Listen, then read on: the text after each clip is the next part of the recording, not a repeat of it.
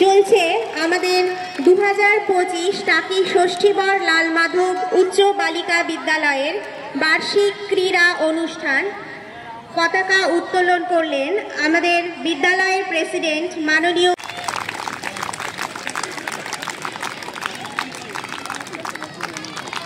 করিতেছি যে টাকি ষষ্ঠীবর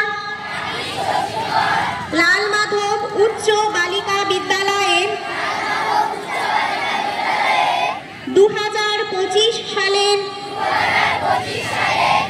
বাৎসরিক সাহিত্য ক্রীড়া প্রতিযোগিতায় খেলোয়াড় সুলভ মনোভাব লইয়া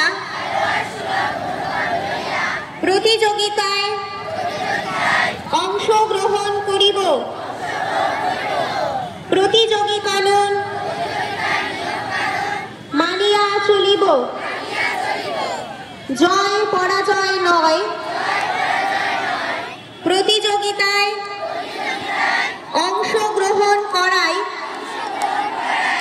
আমাদের প্রধান লক্ষ্য হইবে। শেষ হলো শপথ বাক্য গ্রহণ। এবারে সবাইকে অফিসিয়ালসদের অনুরোধ করতে খেলা শুরু। নমস্কার সকলকে। আশাবাদে আমি 2 বছর ধরে সার্ভিস করছি প্রায়। টাকি এসএল গার্লসের সঙ্গে সম্পর্ক অন্যান্য যে প্রফেশনাল সম্পর্ক তার বাইরে দিয়ে আমরা কিন্তু কাজ করি। এখানে আমাদের মনীষা দিদিমণি বহুদিন ধরে কাজ করছেন, সকলে চেনেন এলাকায়, কিন্তু একই রকমভাবে আমার সঙ্গেও একটা ভালো সম্পর্ক ওনার গড়ে উঠেছিল। ওনাকে দিদিমণি কম বলা হয়, দিদি বেশি বলে ডাকা হয়। এটা আমাদের ওনার প্রতি ভালোবাসা এবং সম্মানের জন্য। এবং আমি আশা রেখেছিলাম যে উনি হয়তো পরবর্তীকালেও রিটায়ারমেন্টের পরেও উনি এই কাজে যুক্ত থাকবেন। উনি আছেন, আমি জানি থাকবেন। এবং এই স্কুলের সমস্ত শিক্ষিকা যারা রয়েছেন তারা যথেষ্ট অনেস্ট এবং প্রচুর পরিশ্রম করেন নিজের মেয়েদের জন্য। আমি আশা রাখবো ঠিক একই রকমভাবে এই স্কুল যেমন নিজের মর্যাদা রেখেছিল ঠিক মর্যাদাটা রেখে দেবে। এবং শিক্ষা দপ্তরের পক্ষ থেকে আমরা আমাদের পক্ষ থেকে যতদূর সহযোগিতা করার আমরা নিশ্চয়ই করব। ধন্যবাদ। আমরা সরকার, আমাদের পশ্চিমবঙ্গ সরকারের শিক্ষা দপ্তর, আমাদের টাকি পৌরসভা সর্বতোভাবে আমরা টাকি এসএল গার্লসকে সহযোগিতা করব।